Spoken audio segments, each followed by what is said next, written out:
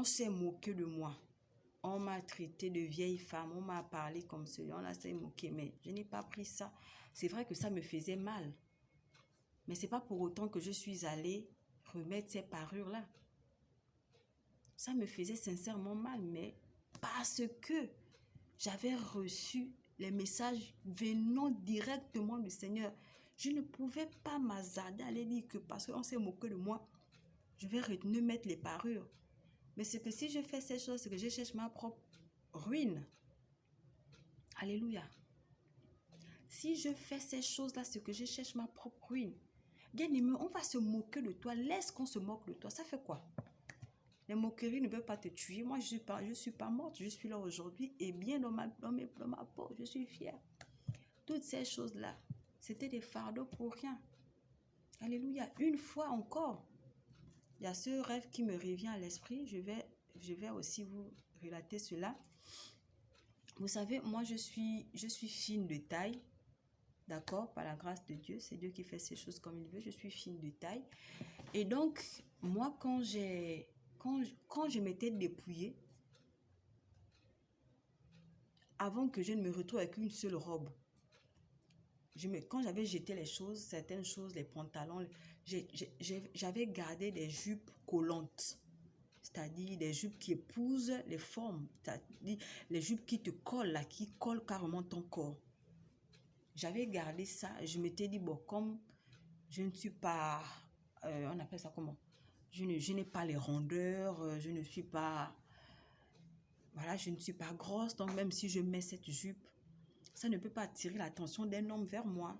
Donc je ne trouvais rien d'anormal sur la jupe en fait. Donc j'avais gardé mes jupes collantes. J'avais gardé ça parce que moi, en fait, dans ma tête, je me disais que bon, si la jupe dépasse les genoux, ça va. Même si elle me colle, c'est pas grave. Elle peut dépasser les genoux. Les genoux, ça va. Parce que bon, je suis mince. Donc même si je mets ça dans la rue, personne ne peut me regarder. Personne ne peut me convoiter. Bien aimé. Bien aimé. J'ai pris la jupe. Elle était bleue. J'ai mis la jupe. Je me suis voilée. J'ai mis un haut. J'ai porté la jupe. J'ai mis une chaussure basse. Parce qu'en fait, le Seigneur aussi m'avait parlé sur les talons. Il ne voulait pas que je porte les talons. Chaussures basses. Basse. À semelle plate. Voilà. J'ai mis ma jupe. Ce jour-là, je partais déposer un dossier dans une entreprise. J'étais à la quête d'emploi. J'ai pris le dossier. Je suis sortie. Il était 9 heures quand je sortais. Dans ma tête, je disais que je suis bien habillée, c'est-à-dire je suis bien habillée selon la sanctification, selon le pouls, et moi je suis bien habillée. C'est comme ça, je partais, je marchais. Je suis rentrée dans un endroit pour faire les photocopies. Quand je ressors de cet endroit, j'entends une voix qui me dit « Tu es nue ». Bon, quand la voix dit « Tu es nue » la première fois, j'ai pas fait attention. Je me suis dit, bon, c'est sûr que j'ai des imaginations ou bien c'est sûr que, voilà, je n'ai pas bien saisi. J'ai continué à marcher. La voix a insisté. Tu es nue. Et la voix est devenue, c'est-à-dire forte dans mon cœur. La voix est devenue très forte à l'intérieur de moi. Tu es nue. 3 fois. Tu es nue. Bien-aimé, j'avais les habits sur mon corps. Mais quand la voix du Seigneur a dit tu es nu, bien que combien même j'avais les habits sur mon corps, je me suis sentie nue, réellement nue, comme on va, voilà, dans notre douche, dans notre salle de bain. Et pourtant, j'avais les habits. Quand j'ai réalisé que j'étais nue dans ma conscience, j'ai commencé à me regarder comme ça. Mais j'avais les habits. J'ai commencé à me regarder j'ai commencé comme si je paniquais. Mais mes yeux charnels voyaient que j'étais habillée. Mais dans mon esprit, je sentais réellement que j'étais nue. Et pourtant, quand je suis sortie de ma maison, pour moi, dans ma conscience, j'étais habillée. Je me disais que je suis mince, je n'ai pas de forme. Voilà, même si je mets une robe sexy, une jupe qui me colle le corps, comme je suis fine, rien ne va se voir. Et puis, personne ne va me regarder, personne ne va poser ses yeux pour m'admirer, pour me regarder, pour me convoiter. C'était comme ça que je pensais. Mais quand le Seigneur m'a dit, tu es nu, bien aimé, j'ai commencé à me regarder. J'avais les habits, mais dans mon intérieur, je me suis sentie vraiment nue, comme si je n'avais rien. Je suis rentrée à la maison. J'ai dit, mais quand je suis rentrée à la maison, je suis allée prier.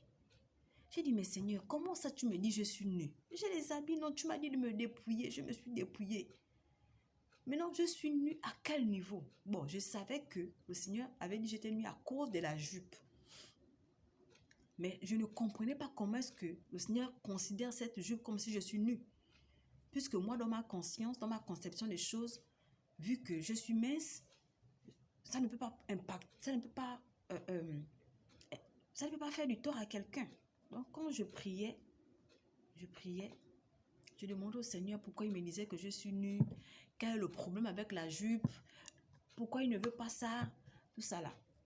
Pendant que je prie, le Seigneur m'avait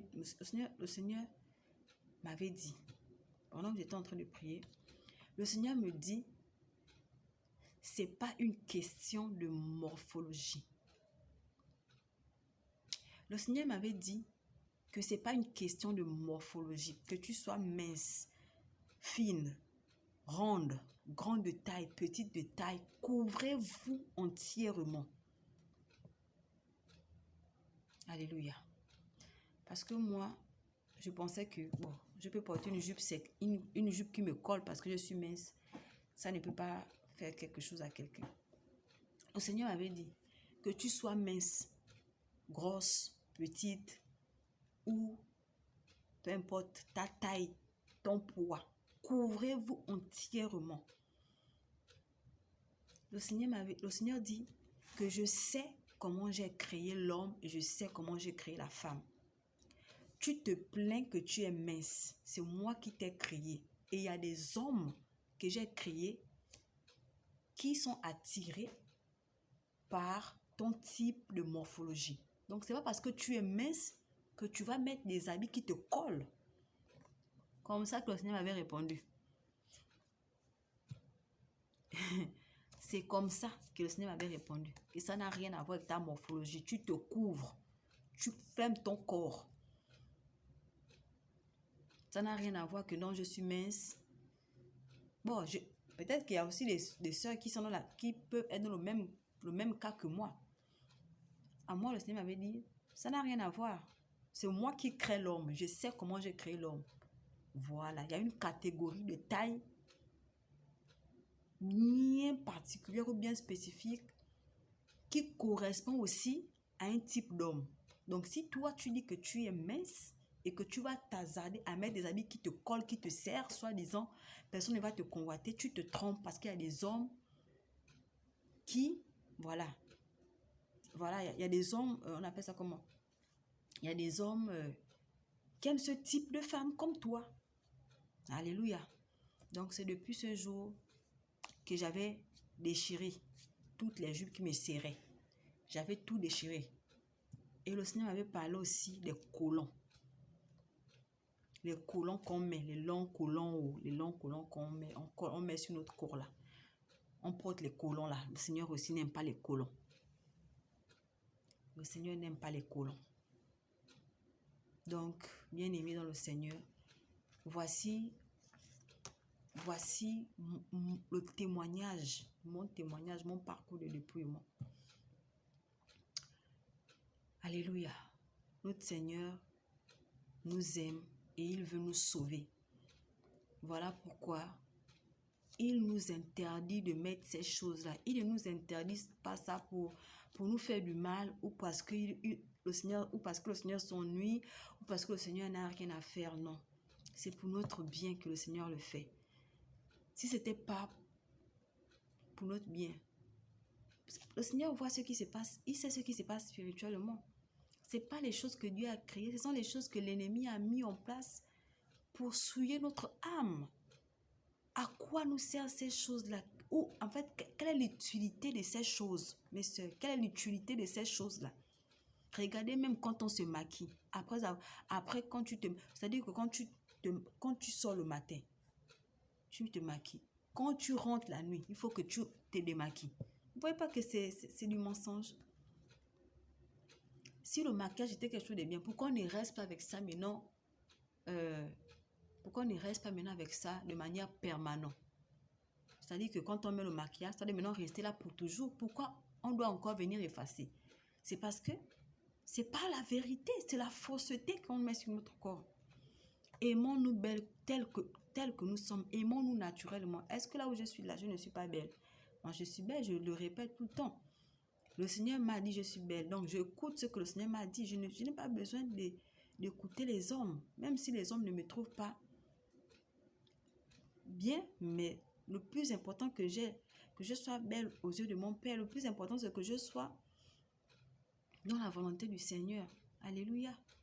Donc, bien-aimés, shalom, shalom, shalom, shalom. Soyez fortifiés, soyez bénis.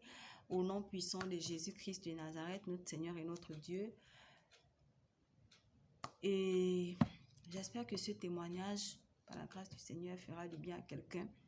Dépouillons-nous, mes frères et sœurs, dépouillons-nous, dépouillons-nous, dépouillons-nous. Les femmes, arrêtez de mettre les mèches sur la tête. Arrêtez, faites le dépouillement depuis la tête jusqu'aux pieds. Commencez là, on commence là. Quand tu te dépouilles, tu commences là. Tu regardes tout ce que tu mets sur ta tête, tu arrêtes. Tu viens au visage. Tu regardes tout ce que tu mets, tu arrêtes. Tu viens aux oreilles. Tu descends au fur et à mesure. Tu vois tout ce qui est étranger en toi, qui sont des choses de Jézabel. Au fur et à mesure, tu enlèves. C'est comme ça qu'il faut faire le dépouillement. Tu commences à la tête. Tu regardes sur les cheveux. Qu'est-ce que je mets sur les cheveux que Dieu ne m'a pas donné?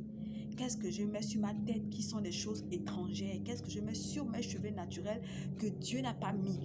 Tu commences à enlever. Tu peux prendre même un cahier. Tu écris. Sur ma tête, j'ai l'habitude de mettre ça. Tu barres. Je ne veux plus jamais mettre ça. Je ne peux pas me mettre ça. Sur mon visage, je mets ça. Je ne mets plus. Mes oreilles, les bagues, les boucles, les chaînes, les vernis, les faux ongles. Tout ça là. Voilà. Donc, je vais m'arrêter par là aujourd'hui. Par la grâce de Dieu, peut-être on aura l'occasion de parler d'autres choses. Alléluia. On aura l'occasion de parler encore d'autres choses que le Seigneur, par sa grâce, m'avait montré. Je vais m'arrêter par là aujourd'hui. Soyez tous bénis, que le Seigneur vous fortifie, que le Seigneur vous bénisse. Au nom puissant de Jésus, sachez que le Seigneur vous aime d'un amour éternel. Le Seigneur Jésus nous aime tous et il veut que nous soyons sauvés. Voilà pourquoi il demande de nous dépouiller. Voilà pourquoi le Seigneur Jésus veut que nous puissions nous dépouiller. Alléluia. Amen. Je vais prier. Tendre Père, éternel mon Dieu et mon roi, je te bénis Seigneur Jésus, je te rends les infinies actions de grâce pour ton amour, pour ta fidélité, pour ta compassion. Tendre Père, merci pour la vie de tes enfants, merci pour la vie du corps de Christ, merci pour tes bienfaits Seigneur Jésus-Christ, merci pour le sang versé à la croix, merci pour ton sacrifice Papa qui nous sauve et qui nous justifie devant le Seigneur, devant le trône de la grâce. Seigneur Jésus, voici, Papa, j'ai exécuté l'ordre que tu m'avais donné qui est celui de parler et de révéler au monde entier ce que tu m'avais donné comme message, Père éternel, Dieu des amis. Papa, je prie que ce message, Papa, touche les cœurs de tes enfants, Seigneur. Papa, je prie que ceux-là qui ne sont pas encore dépouillés, Papa, puissent écouter et comprendre que ce que tu parles, c'est la vérité. Papa, je prie aussi que ceux-là, Papa, qui sont certainement dépouillés, mais dépouillés à moitié, se dépouillent totalement. Je prie, Papa, que ceux-là qui ont rétrogradé, Papa, qui sont retenus, mettre les choses de parole de Jézabel, reviennent à la raison au nom de Jésus, Papa. Purifie et sanctifie tes enfants, Papa, au nom de Jésus, Papa. Je remets ce message, je remets ce témoignage entre tes mains, je le scelle dans le sang de Jésus et je prie que ce message, papa, ce témoignage impacte et touche tes enfants pour la gloire de ton nom, Seigneur, papa, que toi, tu sois élevé pour la gloire de ton nom, au nom puissant de Jésus-Christ de Nazareth. J'ai ainsi prié. Amen. Amen. Shalom, shalom. Soyez bénis au nom puissant de Jésus-Christ. Amen.